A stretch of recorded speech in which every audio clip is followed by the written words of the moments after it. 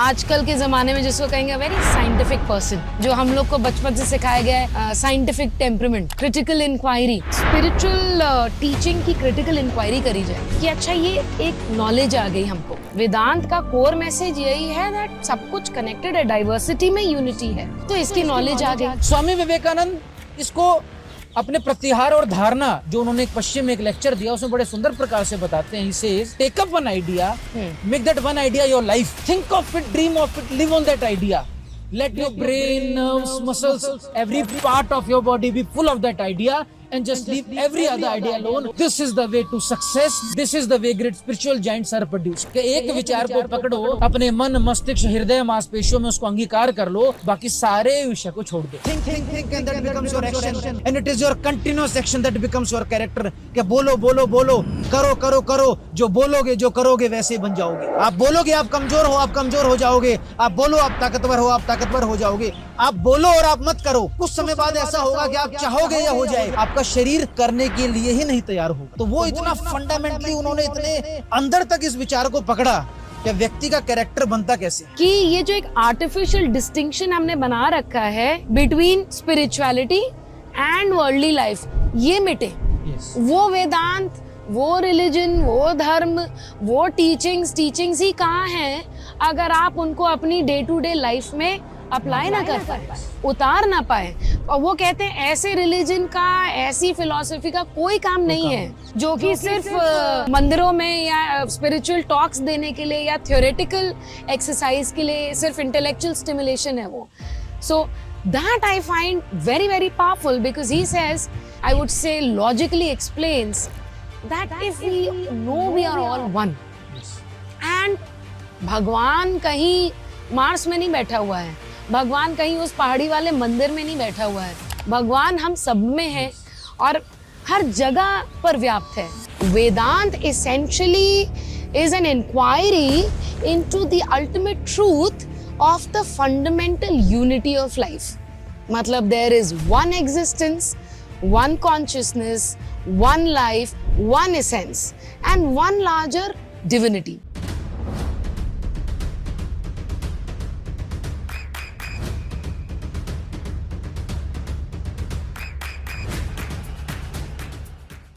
आप सभी को नमस्ते, वेलकम और प्रणाम। सो आज हम आपके सामने लाए हैं third episode of spiritually wired. I am doctor Ananya Awasthi and joined by doctor Nikhil Yadav and we are here again at Kartavya Path, this time on a different location with the water flowing and वो it merges very well with the theme of this episode. First of all हम आप सबको धन्यवाद कहना चाहेंगे जो लोग spiritually wired देख रहे हैं, पसंद कर रहे हैं, इतने सारे लोग कमेंट कर रहे हैं, उनका पूरा जीवन के बारे में डिटेल में जाना। और अब हमें लगा कि अब हमने होपफुली ये जान लिया, स्वामी जी के तो इतने सारे आयाम थे, इतनी मल्टीफैसेटेड पर्सनालिटी है कि पूरा जीवन निकल जाएगा स्वामी जी की लाइफ समझने के लिए। लेकिन काफ़ी सारे लोगों का ये भी एक हम लोग के सामने प्रश्न आया कि स्वामी जी की मेन टीचिंग क्या थी, मेन वो मैसेज क्या था कि आज भी अभी एपिसोड शुरू होने से पहले मैंने निखिल से पूछा कि ये एपिसोड की शुरुआत कैसे करें, तो निखिल ने मुझे बोला कि 125 साल हो गए हैं उनको टीचिंग्स दिए हुए, लेकिन आज भी ये टीचिंग्स जो हैं ना कि रेलेवेंट है, इनकी रेलेवेंस बढ़ती चली जा रही है। तो क्या है वो टीचिंग्स, क्या है वो टाइमलेस विजडम स्वामी जी का, जितना हम लोग समझ पाए हैं, थोड़ा बहुत उतार पाए हैं, जो हम लोगों ने रिफ्लेक्शन जो हम लोगों का है, आज हम लोग की कोशिश रहेगी कि मैं और निखिल उन टीचिंग्स जो हमने पढ़ा है, निखिल जी ने तो इतनी रिसर्च की है, उनको समराइज़ करके, क्रिस्टलाइज करके आपके सामने लेकर आएँ और कुछ सिलेक्ट टीचिंग्स जिनका पर्टिकुलरली यूथ की लाइफ में एक बहुत इम्पॉर्टेंट इम्पैक्ट हो सकता है, ऐसी टीचिंग्स को हम लोग टेक्निकली, साइंटिफिकली समझा पाएँ। So let's get started. Nikhil, क्या कहना है आपका?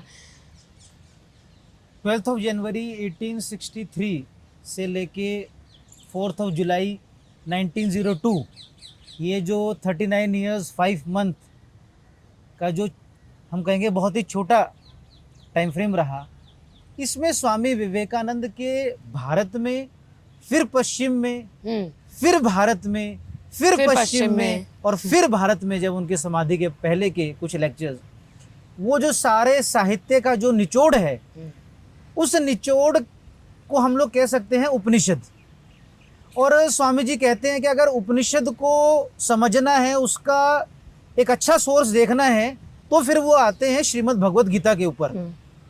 और उनका जो श्रीमद् भगवत गीता से लिया हुआ सबसे अच्छा श्लोक जो हम बताएं कि नैनम छिन्दन्ति शस्त्राणि नैनम दहति पावक न चैनम क्लेद्यन्त्यापो न शोष्यति मारुत। क्या ये आत्मा जो है ये अजर अमर है, ये आग इसे जला नहीं सकती, ये हवा इसे सुखा नहीं सकती, ये पानी इसे गला नहीं सकता। और इसी उपनिषद, इसी श्रीमद् भगवत गीता का संदेश, मतलब वेदांत का प्रचार प्रसार करने के लिए जो भारत का सबसे मूल संदेश है, जो भारत की आत्मा में है, वेदांत जो हमारा दर्शन है, उसको सिर्फ और सिर्फ भारत ही नहीं बल्कि पश्चिम के स्वयं लगभग 1 दर्जन देशों तक स्वयं लेके गए। और स्वामी जी के जीवन के दौरान और उपरांत लगभग हम आज कह सकते हैं कि विश्व के हर कोने तक वेदांत का प्रचार प्रसार अगर सही मायने में किसी ने किया तो वो है स्वामी विवेकानंद। एकदम। मुझे लगता है कि एक जनरल कॉन्वर्सेशन में, पॉप कल्चर में भी बड़ा कैजुअली वेदांत का शब्द यूज हो जाता है, और अच्छी भी बात है कि वेदांत के बारे में कम से कम बोलचाल की भाषा में वेदांत यूज किया जाता है। लेकिन आई एम श्योर जो हम सबको सुन रहे होंगे, हम भी कभी मेरे मन में भी एक प्रश्न आया था कि वेदांत के बारे में सब बात करते हैं। अभी जैसे निखिल भैया ने बताया कि स्वामी जी ने कहा कि जितने भी दर्शन हैं, जितने भी इंडियन स्कूल्स ऑफ थॉट हैं फिलॉसफी के, they can almost trace their descent from Upanishads and Veda का अंत कहते हैं ना वेदांत को, कि मतलब जो निचोड़ है वेद का, Vid itself stands for knowledge. तो Vedanta at the core Swami ji समझाते हैं कि अगर वेदांत को समझना हो वेरी सिंपली, तो वेदांत क्या है? Vedanta is a scientific inquiry into the nature of existence. Life क्या है, चिड़िया ऊपर क्यों उड़ रही है, आज हम लोग यहाँ पर बैठ करके इंसान क्या बात कर रहे हैं, दिमाग में क्या चल रहा है। And he summarizes it very beautifully that Vedanta essentially is an inquiry into the ultimate truth of the fundamental unity of life. मतलब there is one existence, one consciousness, one life, one essence and one larger divinity. अब ये कहना आसान है, इसको समझना थोड़ा सा मुश्किल, और फिर उसको उतार पाना अपने में और भी मुश्किल। इसका मतलब ये है कि जिसको कहते हैं, स्वामी जी ने कहा है कि वेदांत एसेंशली जो नॉन डुअलिस्टिक नेचर है लाइफ का, उसको दर्शाता है। कि मतलब हम लोग कहते हैं ना, मेरा ये, तुम्हारा ये, उनका वो, उन्होंने मुझे ये कह दिया, आज उस देश ने मुझ पर टैरिफ लगा दिया और मैंने उनके लिए जो है गोली निकाल दी, उसने, बगल वाली आंटी ने मुझे ये क्यों बोल दिया। ये यहाँ पर हम सब लोग इस इल्यूजन में रहते हैं कि मैं अलग हूँ, वो अलग हैं, अच्छा उसका कलर अलग है, अच्छा वो लड़का है तो वो लड़की है, तो लड़की है तो ऐसे करके रखो, इस कास्ट के हैं तो इस क्लास के हैं तो इस रिलीजन के हैं। लेकिन वेदांत एक बहुत ही साइंटिफिकली साउंड कॉन्सेप्ट देता है दैट मुझे लगता है एक तरीका देता है ज़िंदगी को समझने के लिए, कि बेसिकली जो वेदांत का एम है, it is to understand the fundamental unity of life and to understand the unity in the diversity.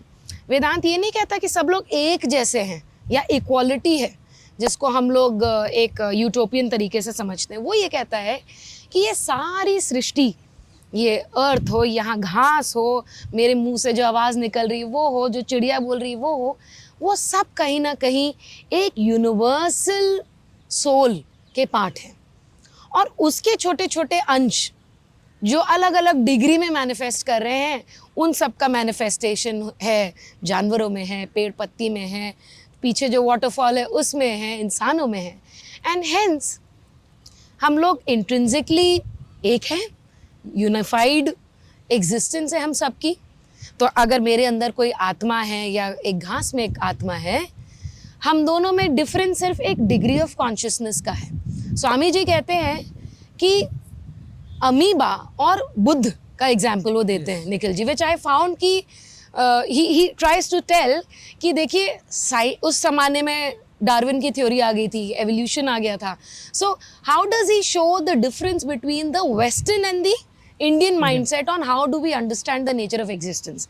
He says कि वेस्टर्न साइंस हमेशा कोई भी चीज़ को एनालाइज करती है तो बाहर से अंदर देखती है, मतलब उसकी एक्सटर्नल मैकेनिक्स क्या है फिर बाहर से जो है वो देखती है और उसको एनालाइज करती है। लेकिन इंडियन फिलोसॉफिकल ट्रेडिशन ये है कि it is the only tradition that looks inside and goes inside out. And then he gives this parallel कि डार्विन की जो एवोल्यूशन थ्योरी थी वो थी, सबने पढ़ी है, theory of natural selections, theory of the survival of the fittest, जो सबसे बड़ा शेर होगा, जो सबसे बड़ा बीस्ट होगा, वो अपने से कमज़ोर वाले को ओवर पावर करेगा और वो राजा बनेगा जंगल का, इसी को जंगल राज कहते हैं। एंड स्वामी जी सेज कि जो वेदांत की पूरी अंडरस्टैंडिंग और थ्योरी है, इट सेज कि amoeba and a Buddha is on the same spectrum.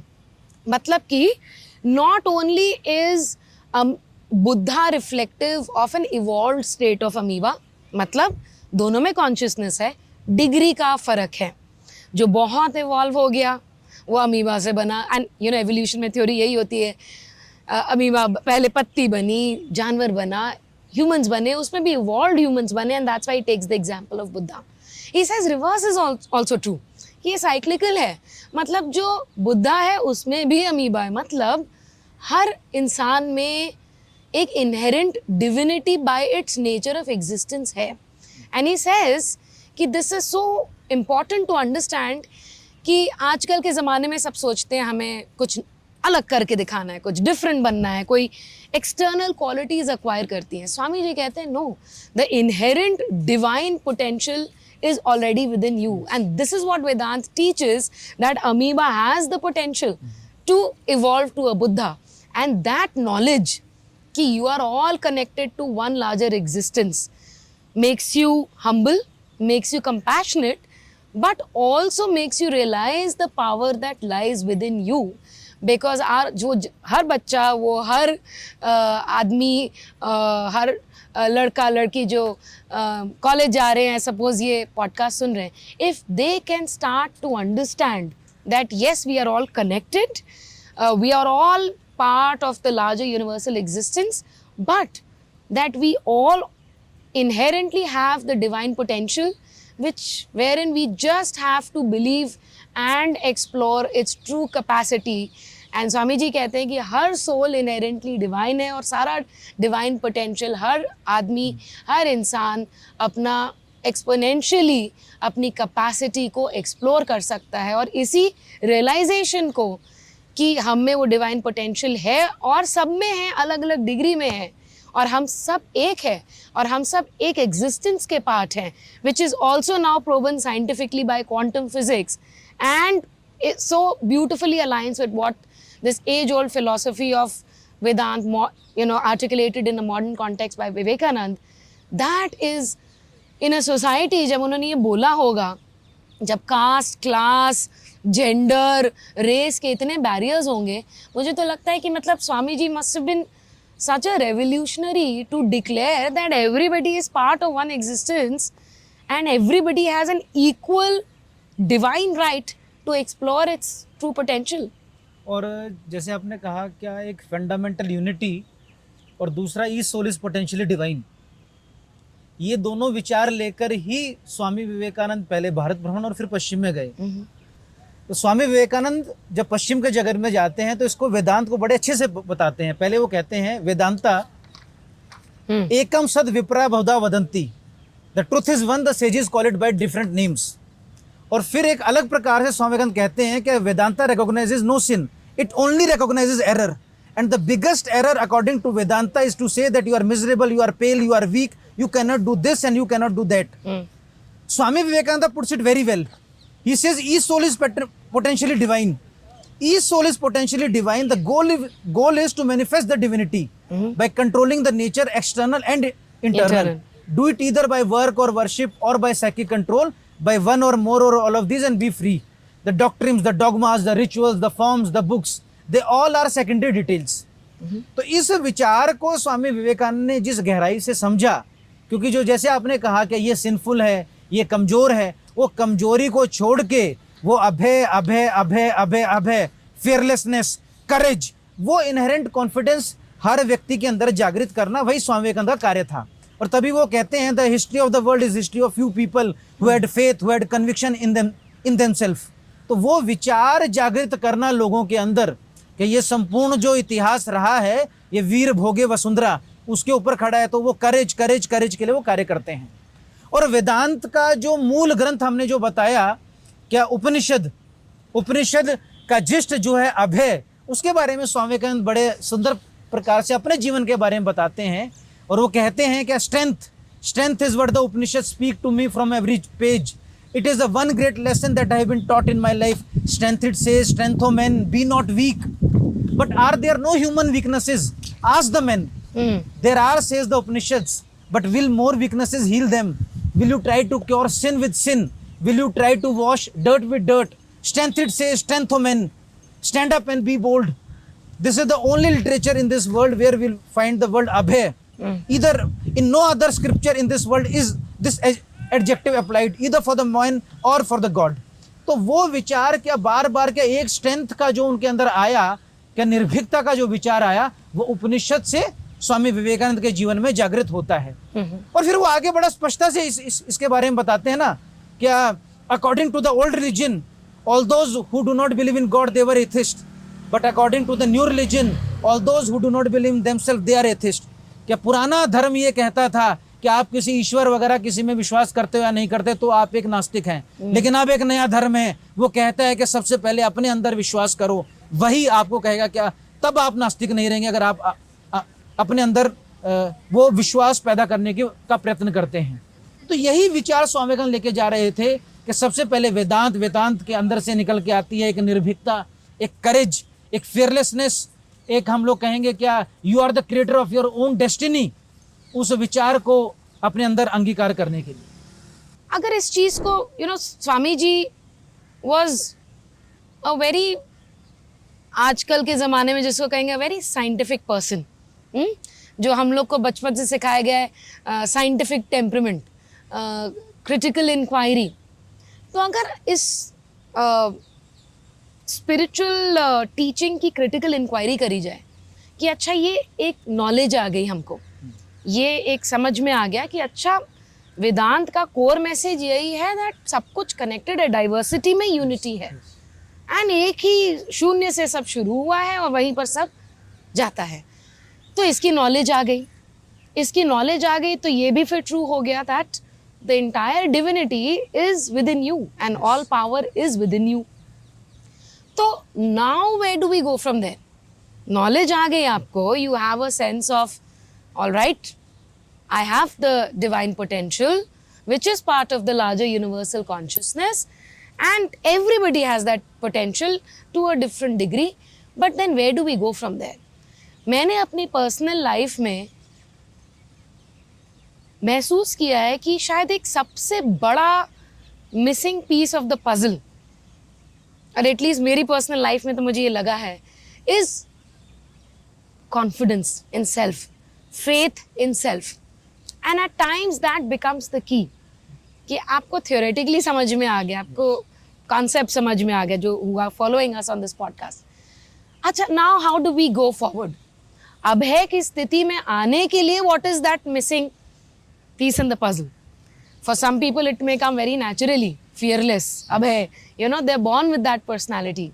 But वो ऐसा क्या missing link है जिसको अगर आप इक्वेशन में डाल देंगे तो आपकी जर्नी शुरू हो जाएगी? और मुझे उसमें लगता है कि self belief, faith in self, self reliance, कि हाँ मैं ये कर सकती हूँ या कर सकता हूँ, that can go a long way in taking your journey, spiritual journey forward. And as you rightly said कि स्वामी जी कहते हैं कि वर्ल्ड की हिस्ट्री बस उन कुछ चंद लोगों की है जिन्होंने अपने ऊपर विश्वास कर लिया.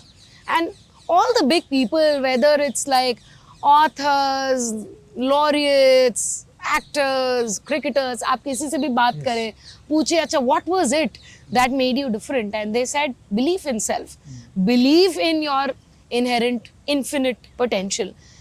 And coming to the second point कि just looking at it linearly कि I have this knowledge of fundamental unity, now I am training myself to believe in myself. Overnight नहीं आता ये, मैंने अपने personal experience से भी देखा है. I am still a learner trying to inculcate more and more of self belief and faith in my own self. So it can also come by अभ्यास and by training. And then as you said कि अगर आप अपने ऊपर विश्वास करते हैं तो आप invariably भगवान पर विश्वास करेंगे. Why? Because that divine God is lying within. Yes. वो सिर्फ मंदिरों में नहीं बैठा है, वो आपके अंदर है. एंड उसी डिविनिटी आप अगर अपने आप पर विश्वास कर रहे हैं, so then you have to be necessarily an atheist. So he tries to equate faith in self as faith in God. And that I think is such a powerful message for the youth who's appearing for an exam, a youth who's going to the border and joining the army, or a youth who's trying to take up classical music. Everything requires somewhere or the other reliance on your own potential. और स्वामी विवेकानंद के जीवन में भी बहुत सारे ऐसे पल आए जब उनको भी अपने ऊपर विश्वास खोते खोते पुनः आया श्री रामकृष्ण परमहंस जी की शक्ति की वजह से. कि जब वो भारत भ्रमण पे जब निकले तो बहुत सारे ऐसे किस्से हुए जब उनको लगा कि शायद से ये यात्रा मैं पूर्ण नहीं कर पाऊंगा. और जब वो शिकागो भी पहुंचते हैं और जब उनको अनंत कठिनाइयां मिलती हैं, जब उनको पता लगता है कि ये वर्ल्ड पार्लियामेंट रिलेशंस जो कि 11 सितंबर को होने वाला है, इसमें तो पार्टिसिपेशन करने के लिए ही बहुत सारे ऑब्स्टेकल्स हैं, उनको किसी भी प्रकार से कोई आशा की किरण नहीं दिख रही थी. उस परिप्रेक्ष्य में भी स्वामी विवेकानंद जो आपने कहा कि वो सेल्फ बिलीव वो बनाए रखा. तो सिंपल नहीं था कि उन्होंने अपने शब्द बोल दिए और सेल्फ बिलीफ आ गई. Yes yes. और जीवन बिल्कुल ऑल टुगेदर अलग होगा. एक विचार जो इसके आगे हमें लेके जाता है वो है पर्पस, गोल ओरिएंटेशन. और स्वामी जी ने इसको भली भांति समझा. See lack of purpose creates chaos in life. The founder of Vivekananda Kendra, माननीय एकनाथ जी, puts it very well. He says a person is reborn when he knows the mission of his life, the very purpose of his life. क्या एक व्यक्ति का पुनः जन्म होता है जब उसको अपने लाइफ का पर्पस पता लगता है, अपने लाइफ का गोल पता लगता है, अपने लाइफ का एम पता लगता है. तब तक तो वो सूखे हुए पत्ते की तरह है, उसकी दिशा और दशा हमेशा हवा ही तय करेगी. और वो बड़ा सुंदर उसका वर्णन करते हैं. वो कहते हैं व्यक्ति मोमेंट टू मोमेंट लाइफ जीता है, एक मोमेंट पे कुछ और करता है, दूसरे मोमेंट पे कुछ और करता है.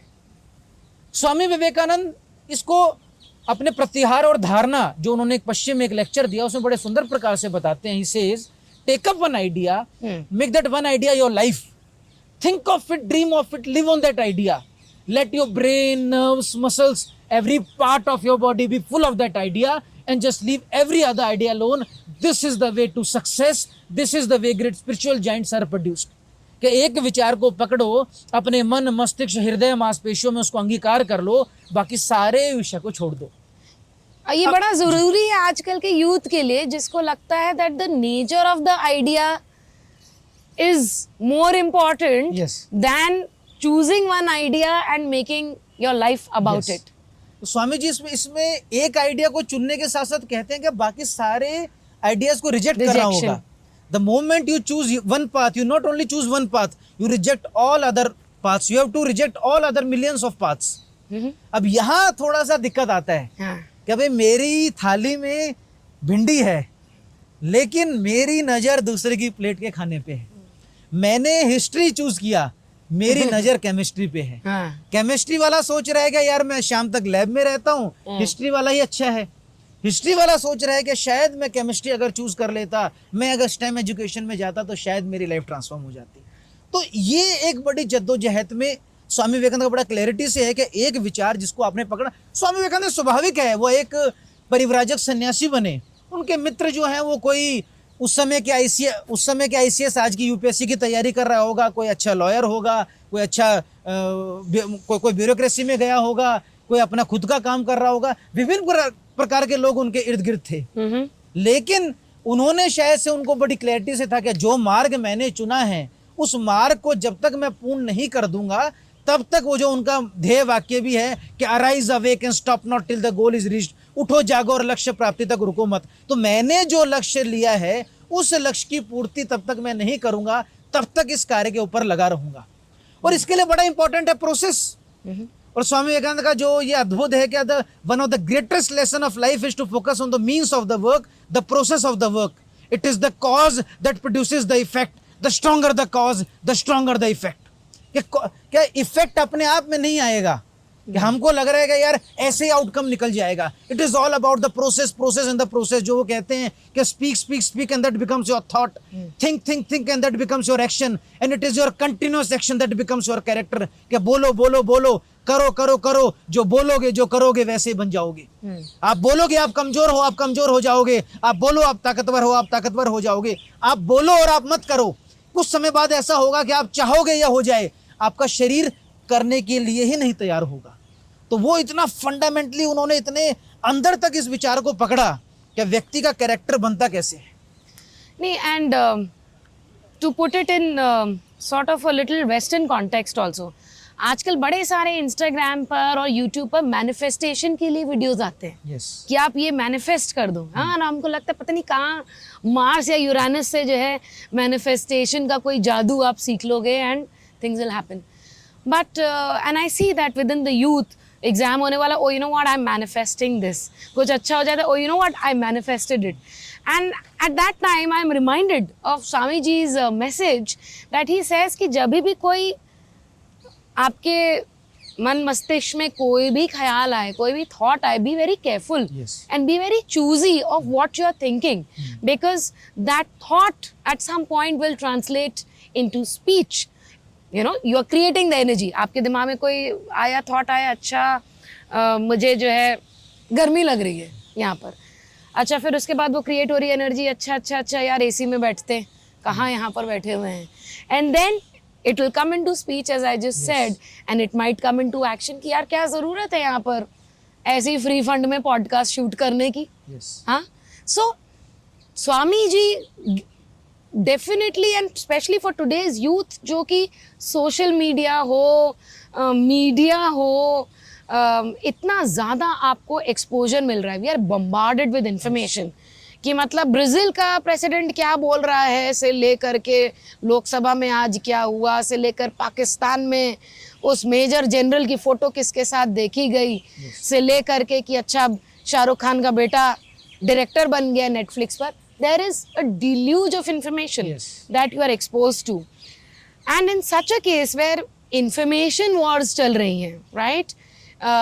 It is so important to choose the thought that you plan to create in your head. That will translate into speech, and action will determine your character. And all that we keep calling manifestation is nothing but a very aligning your mind, body and soul and your action with your goal. तो आप of course अगर mentally, physically and by action aligned होगे with your goal, it will give you results, and that is what is called manifestation. बिल्कुल। और इसको जो जैसे आपने कहा कि बहुत सारे ऑब्स्टेकल्स आते हैं, over bombardment of information, Swami Vivekananda बड़े अच्छे तरीके से बताते हैं कि जब एक विचार ले लिया फिर आप प्रोसेस के ऊपर फोकस करते हो तो बहुत सारे ऑब्स्टेकल्स आते हैं, बहुत सारी ऐसी चीज़ें आती हैं जो एक नेगेटिविटी डालती हैं। स्वामी जी इसको ऐसे एक्सप्लेन करते हैं, he says anything and everything that makes you physically, mentally, emotionally, intellectually, spiritually weak, reject it as poison. It cannot be true. Truth is strengthening. Truth must be strengthening. Truth must be invigorating. Truth must be enlightening. क्या कोई भी चीज जो तुमको शारीरिक, मानसिक, आध्यात्मिक, भावनात्मक तौर पर कमजोर करे उसको विष के समान छोड़ दो, चाहे वो कोई व्यक्ति हो, चाहे कोई गैजेट हो, चाहे कोई एनवायरनमेंट हो, चाहे कोई ग्रुप हो. क्या हम इतनी सारी इंफॉर्मेशन ले रहे हैं, कहीं ना कहीं हमें कमजोर कर रहा है. बहुत सारे गैजेट से एक्सपोज्ड हैं, वो हमें कमजोर कर रहा है. क्योंकि फोन स्मार्ट होने से व्यक्ति स्मार्ट होगा इसका कोई रिलेशन नहीं है, जो स्वामी विवेकानंद का कहना था. तो उस परिप्रेक्ष्य में जब हम लोग देखते हैं कि क्या क्या चीजें हमें सही मायने में कमजोर कर रही हैं, हम लोग कहते हैं ना कि यार ये हो नहीं पा रहा, ये हमने डिसाइड तो किया गोल, लेकिन फिर बहुत सारे ऑब्स्टेकल्स आ रहे हैं. तो वो क्यों ऑब्स्टेकल्स आ रहे हैं? आपको बहुत सारी चीजें आगे बढ़ने के लिए छोड़नी पड़ती हैं, चाहे वो एक्सेसिव हम कहीं लेथार्जी हो, ठीक है, या हमारे एनवायरनमेंट की जेलसी हो, जो स्वामी विवेकानंद ने दो चीजें बताई थी, क्या लेथार्जी और जेलसी हमारे अंदर कूट कूट के भरी हुई है, या कोई एक ऐसा एनवायरनमेंट, एक सेफ जोन हमने बना रखा है जो हम त्याग नहीं पा रहे हैं। इन सब चीजों के परे जाने के लिए उन्होंने कहा कि कोई भी चीज जो तुम्हें कमजोर करे, समझ लो वो विष है, वो पॉइजन है, उससे कम उसको मत समझना। एकदम। जहाँ पर आपने वो बात छोड़ी, मुझे लगता है वो बड़ी अच्छी 2 टिप्स हैं, which is very very contextual to Indians, was relevant 125 years ago and is still relevant. स्वामी जी कहते हैं कि 2 चीज़ें हैं जो इंडियंस को छोड़ देनी चाहिए। वो इतने भारतवर्ष में उन्होंने जो कमियां थी, जो इग्नोरेंस था, जो हंगर था, उन्होंने उसका पूरा चिंतन मनन किया। विवेकानंद, जो अब हम विवेकानंद रॉक जानते हैं, एंड वो इस निष्कर्ष पे पहुंचे कि इंडियंस की 2 अगर सबसे बड़ी कमियां गिनवानी तो वो क्या है? 1 इज लिथार्जी, आलस, उसको त्यागना, और दूसरा जेलिसी। एंड मुझे लगता है कि आदमी, उन्होंने उस समय बोल दिया, लेकिन आज भी मुझे लगता है 125 साल में, if not more, is probably as relevant in today's times. And so are the 2 ideals that he says कि भारतवर्ष के 2 आइडियल हैं। 1 is renunciation, त्याग, जो आपने बात करी कि एक पथ लेने के लिए 100 और रास्ते छोड़ने पड़ेंगे, और दूसरा है सेवा, और वो भी selfless service. So I think these 2 tips for today's youth, हम लोग बात करते मॉरल एजुकेशन, बच्चों में क्या होनी चाहिए, स्कूल्स में क्या सिखाना चाहिए, माँ बाप को अपने बच्चों को क्या सिखाना चाहिए, आलस और जेलसी, इससे दूर रहे, और दूसरा एक रिनंसिएशन की भावना या एक त्याग की भावना, और उसी के साथ साथ सर्विस की भावना इनकलकेट कर पाए हम अपनी यंगर जनरेशन में। I feel this continues to be timeless wisdom of Swami Vivekananda. जो young India know the self program जिससे हम लोग जुड़े हुए हैं, उसका भी जब हम लोग एम बताते हैं तो वो है क्या, एक पर्पसफुल और स्पिरिचुअल वे ऑफ लाइफ। तो जो आपने कहा selfless service leads to spiritual way of life, ये स्पिरिचुअल वे ऑफ लाइफ क्या हुआ? May I help you attitude को डेवलप करना। जो भारत में हम कई बार देखते हैं, क्या हम, एक विद्यार्थी अपने कॉलेज के एडमिनिस्ट्रेटिव ब्लॉक पे जाता है, कुछ इन्फॉर्मेशन पूछना चाहता है, लेकिन उसे सही जवाब नहीं मिलता, उससे बताया जाता है साथ वाले से पूछ लो। या कई बार जद्दोजहद में हम किसी से रास्ता पूछते हैं, वो रास्ते और समय की जगह कुछ और बोल देता है। तो वो एक इनहेरेंट, कुछ जगह तो हम देखते हैं कि कॉलेजेस कैंपसेस में एक मे आई हेल्प यू वाला टैग लेके घूमते हैं, लेकिन ये एक इनहेरेंट हमारे हृदय में आए, ये मे आई हेल्प यू एटीट्यूड, ये इसका एक्सपेंशन करने के लिए स्वामी विवेकानंद आह्वान करते हैं। दूसरा जो स्वामी विवेकानंद ने कहा, क्या, I will tell you in plain language, you work best when you work for others. Simplify उन्होंने कर दिया, क्या दूसरों के लिए जब कुछ काम करते हो तभी तो सब कुछ जीवन है, क्या वही जीते हैं जो दूसरों के लिए जीते हैं, बाकी तो मृत्यु के समान है। They are more dead than alive. Yes, they alone live who live for others, rest are more dead than alive. Expansion is life, contraction is death. और इसी का आह्वान करते हुए वो जो युवाओं को कहते हैं, क्या 100,000 men and women fired with the zeal of holiness, fortified with an eternal faith in the Lord, now stood the lion's courage, for their sympathy for the poor, the fallen and the downtrodden, will go over the length and the breadth of the land, preaching the gospel of salvation, the gospel of help, the gospel of social rising up, the gospel of equality. एकदम. And that brings me to a very important question and a very very important reflection about कि spirituality का हमारी life में क्या role है. कभी भी हम लोग, और मुझे लगता है कि भारत में ये अनफॉर्चुनेटली मॉडर्न इंडिपेंडेंस के बाद 80s में 90s में एटलीस्ट जब हम लोग ग्रो अप हो रहे थे, तो एक ये बड़ी ही संकीर्ण मानसिकता थी कि मतलब कुछ भी स्पिरिचुअल बात हो रही है तो मतलब वो तो बाबा जी की बात हो रही है, वो बाबा जी जो हिमालय में जाते हैं, गुफा में बैठते हैं, और स्पिरिचुअलिटी का मतलब टीका लगा लो, स्पिरिचुअलिटी का मतलब पूजा पाठ करो, यज्ञ करो, और स्पिरिचुअलिटी का कोई आपकी रियल लाइफ में कोई एप्लीकेशन नहीं है. सो जैसे हम लोगों ने कभी शुरू किया, विवेकानंद केंद्र से जुड़े, हमने भी अपने साथ के दोस्तों को बोला चलो चलो, तो एक अंदर से भाव आता, अरे स्पिरिचुअलिटी, वेदांत, पता नहीं क्या, पता नहीं कहाँ जोड़ देंगे हमें. हाँ, पता नहीं क्या, कौन सा वाला ये आजकल बड़ा चल रहा है, cult. I don't know what kind of cult is this. So ऐसे प्रश्नों के लिए मुझे लगता है कि सबसे बड़ा आंसर जो स्वामी जी खुद देते हैं, उन्होंने प्रैक्टिकल वेदांत के बारे में बात की। Yes. उन्होंने ये बोला कि ऐसे तो ये बड़ा इंटेलेक्चुअल जिम्नास्टिक्स बड़ा अच्छा है कि आप थियोरेटिकली कॉन्सेप्ट समझ रहे हो, इंटेलेक्चुअली स्टिमुलेट हो रहे हो कि अच्छा फंडामेंटल यूनिटी है एग्जिस्टेंस की, हम सब we are one universal framework, theoretically तो बड़ा अच्छा है, लेकिन वो रिलीजन, वो फ्रेमवर्क, वो कॉन्सेप्ट उतना ही अच्छा है जितना प्रैक्टिकल हो और जितना आपकी डेली लाइफ में अप्लाई हो सके। और स्वामी जी कहते हैं कि प्रैक्टिकल वेदांत मतलब ये कि ये जो एक आर्टिफिशियल डिस्टिंक्शन हमने बना रखा है between spirituality and worldly life, ये मिटे। Yes. वो वेदांत, वो रिलीजन, वो धर्म, वो टीचिंग्स ही कहाँ हैं अगर आप उनको अपनी डे टू डे लाइफ में अप्लाई ना कर पाए, Yes. उतार ना पाए। और वो कहते हैं ऐसे रिलीजन का, ऐसी फिलॉसफी का कोई काम नहीं है जो कि सिर्फ मंदिरों में या स्पिरिचुअल टॉक्स देने के लिए या थ्योरेटिकल एक्सरसाइज के लिए सिर्फ इंटेलेक्चुअल स्टिमुलेशन है वो। So that I find very very powerful because he says कि any spirituality, any Vedanta has to be practically applied, experienced, felt in your day-to-day life. And coming back to the point, and I'll connect this to the purpose. You mentioned क्या purpose होना चाहिए। स्वामी जी ने कहा वेदांत practical है, उसी चीज को मानो जो अपनी आप डे टू डे लाइफ में अप्लाई कर सकते हो। वेदांत की नॉलेज है that there is fundamental unity in the entire existence, and then we come to the fact कि अच्छा the unity of existence is there, तो हम लोग सब one, we are all one. This is the core message of Vedanta, this is the core message. Chicago की उनकी 11 सितंबर आने वाला है और स्वामी जी की स्पीच में जब सब ताली बजा करके खड़े होते हैं कि my brothers and sisters of America, वो एक उस वननेस का ही एक प्रतीक देते हैं कि we are all one connected. तो ये भी हो गया।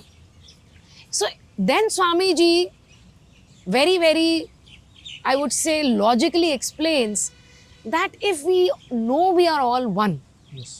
and भगवान कहीं मार्स में नहीं बैठा हुआ है, भगवान कहीं उस पहाड़ी वाले मंदिर में नहीं बैठा हुआ है, भगवान हम सब में है और हर जगह पर व्याप्त है, तो फिर इसका लॉजिकल कंक्लूजन क्या है? भगवान की फिर सच्ची पूजा क्या हुई, फिर ट्रू वर्शिप क्या हुई? उस ज़माने में जब इतनी रिचुअलिस्टिक सोसाइटी रही होगी, इतना कर्म कांड पर फोकस रहा होगा, तब जाकर स्वामी जी कहते हैं कि true worship of God is when you see Shiva not just in the temple, but when you see Shiva in the most downtrodden, in the weakest, in that hungry old man at the last mile in the village.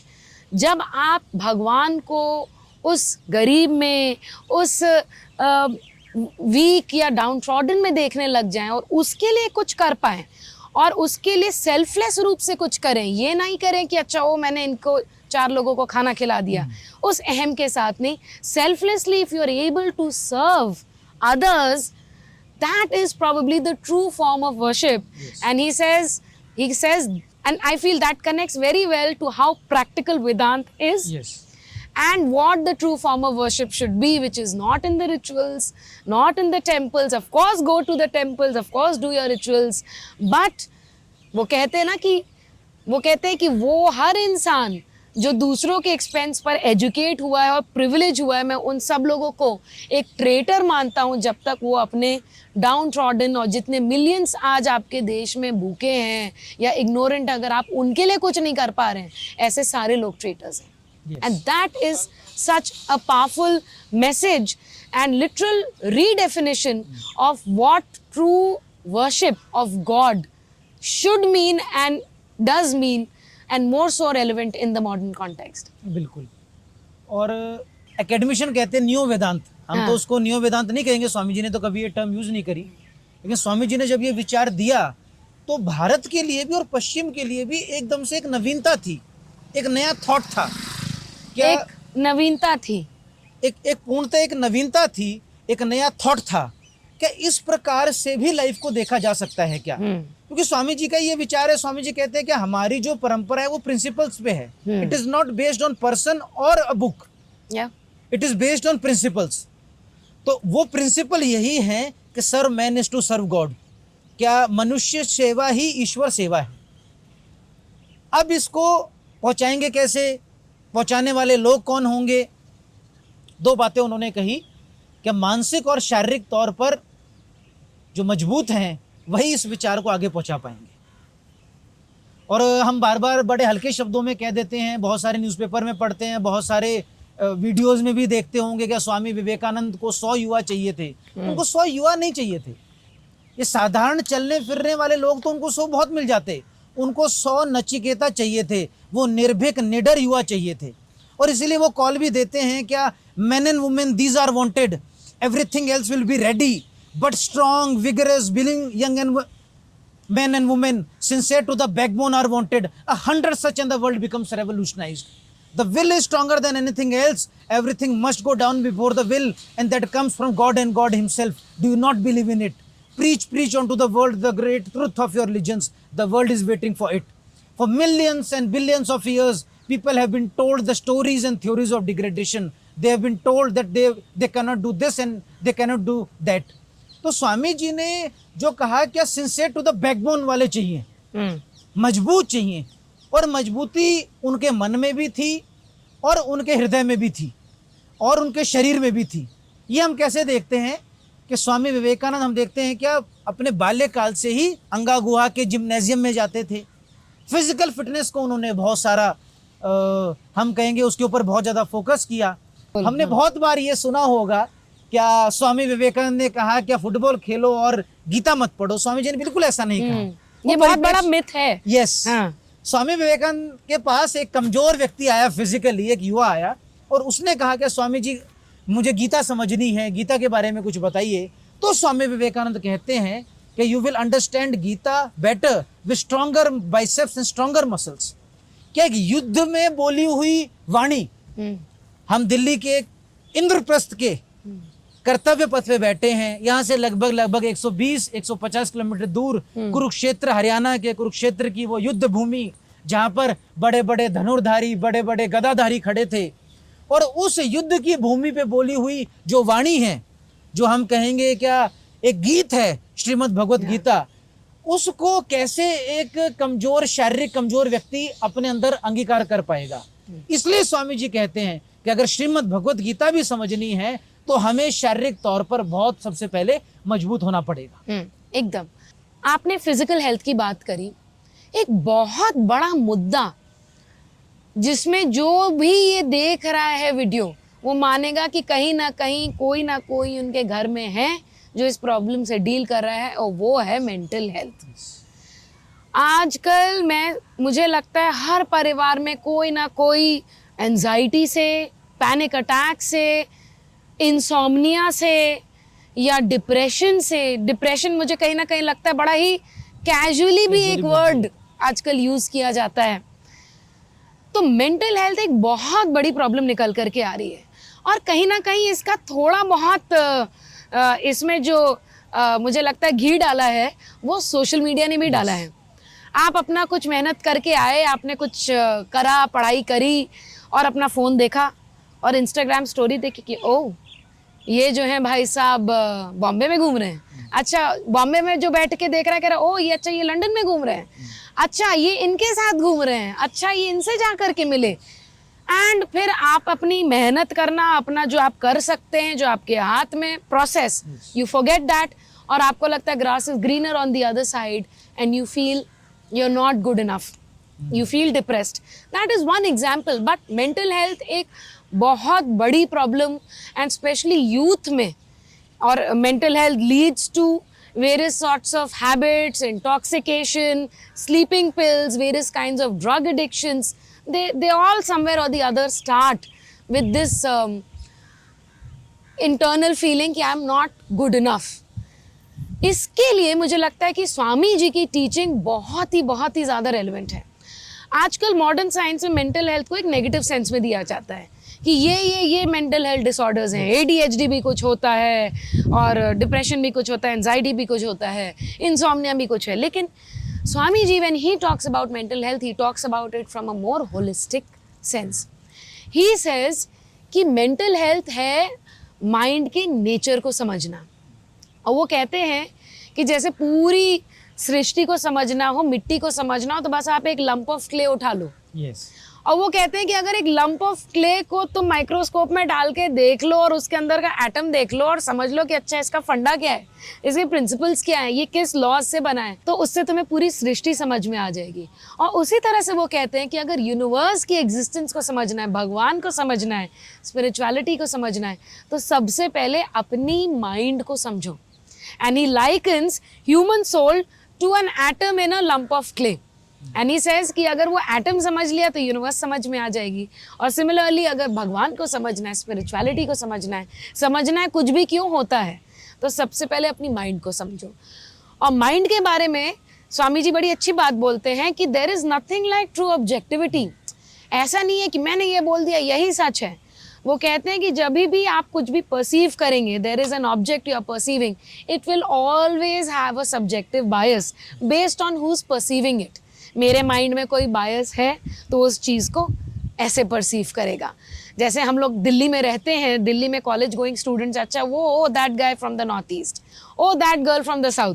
South का कोई बच्चा कहता है ओ Delhi girl, आ, तो हम लोग अपने biases के साथ आते हैं. एंड वो कहते हैं कि बाहरी दुनिया को अगर सुंदर करना है तो पहले आप इनर ट्रांसफॉर्मेशन करो.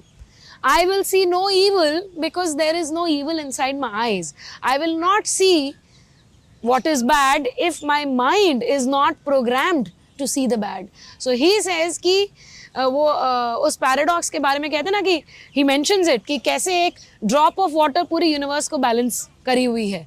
And he says कि if you want to transform your external world, transform from within, transform, bring the beauty within, bring the balance within, and purify your mind so that you can purify the lens through which you see the world. And that is when all your mental health problems can begin to go away, because you are seeing world from a more holistic sense, without your biases and with a very, very pure mind. So I think that is a very, very powerful, relevant message that can go a long way for all of us who are dealing with the mental health issues. बिल्कुल दीदी. और ये सारी teachings जो अभी हमने बताई, उसका तो हम क्या कहेंगे, क्या इतने बड़े समुद्र में से कुछ दो चार बूंदे हम जो अभी बता पाए, उसका एक अंश जो वेस्ट में हमें मिलता है कि यूएस में जो उन्होंने राजयोग लिखी और राजयोग पे जो लेक्चर्स डिलीवर किए. दूसरा, लंदन में उनके दिए हुए प्रैक्टिकल वेदांत के लेक्चर्स. फिर जब वो भारत वापस आते हैं और उनके कुछ मुख्य लेक्चर्स, जो पहला उन्होंने मद्रास में दिया, the future of India, my plan of campaign, the sages of India, the common basis of Hinduism, जो उन्होंने लाहौर में जाके दिया, और वेदांत. तो ये कुछ लेक्चर्स से हमें उनका जो हम कहेंगे एक प्राइमरी सोर्स के तौर पर भी काम करता है. और जब स्वामी जी को हम पढ़ते हैं तो ऐसे लगता है कि वो संवाद कर रहे हैं. और जब संवाद कर रहे हैं तो लगता है यार बोला तो 150, जहाँ से हमने शुरू किया था, यार बोला तो 125 से 130 वर्ष पहले था. But it seems like he's talking to you. Yes, कि अभी बात कर रहे हैं. हम कैंपसेस में घूम रहे हैं, दिल्ली में घूम रहे हैं, भारत के अलग अलग शहरों में घूम रहे हैं, अलग अलग प्रोफेशन के लोगों से मिल रहे हैं, और वहां पर हमें लग रहा है यार ये कितना कितना कितना ज्यादा रेलेवेंट है. ये क्यों रेलेवेंट है और हमें क्यों इसको अंगीकार करना चाहिए? स्वामी विवेकानंद से मिशिगन में किसी ने पूछा था कि स्वामी विवेकानंद भारत के बारे में बहुत कुछ बोल रहे हैं, भारत का समय कब आएगा? तो स्वामी विवेकानंद कहते हैं कि ये सदी, ये सेंचुरी भले तुम्हारी हो, 21st सेंचुरी भारत की सेंचुरी है. और फिर वो राष्ट्र के युवाओं को आह्वान करते हैं कि I do not see to the future, not do I care to see, but one vision I see clear as life before me, that the ancient mother has awakened once more, sitting on her throne, rejuvenated, more glorious than ever, proclaim her to the world with the voice of peace and benediction. कि ये भारत माता पुनः जगत जननी बनने वाली है. ये मैं स्वामी कहते हैं मैं कोई भविष्यवक्ता नहीं हूँ, ना मुझे बनने की कोई चाहत है, लेकिन ये भारत माता पुनः जगत जननी बनेगी, ये मैं सामने देख रहा हूँ. और ये सारी उनकी टीचिंग्स को अगर कुछ अंश तक भी अगर छू लें तो शायद से हम उस समृद्ध भारत में, या हम कहें जो विकसित भारत में, हम अपना कुछ कंट्रीब्यूशन कर पाए। एकदम। I think let's end it at the note of Viksit Bharat and what individual contribution each one of us have to make that dream come true. So this episode comes to an end here. I hope कि जैसा निखिल जी ने कहा कि एक समुद्र से 3-4 बूंदे हम लोग यहाँ पर उठा के ला पाए. What we'll try to do is put in the chat box जो उनके स्वामी जी के main lectures रहे हैं, especially practical Vedant, in case some of you want to hear, learn more from these. And in the next episode, what we will plan is कि स्वामी जी ने youth के लिए, आज के युवा, और जब मैं कहती हूँ आज के युवा तो वो लेट 1800s के युवा के लिए भी उतना रेलेवेंट था जितना आज के युवा के लिए रेलेवेंट है. तो आज के युवा के लिए स्वामी जी ने क्या कॉल टू एक्शन दिया था, इस बारे में हम लोग चर्चा करेंगे अगले एपिसोड में. तब तक खुश रहिए, क्या बोलूँ मैं, तब तक stay happy, stay healthy, stay positive, and remember that the change starts from within.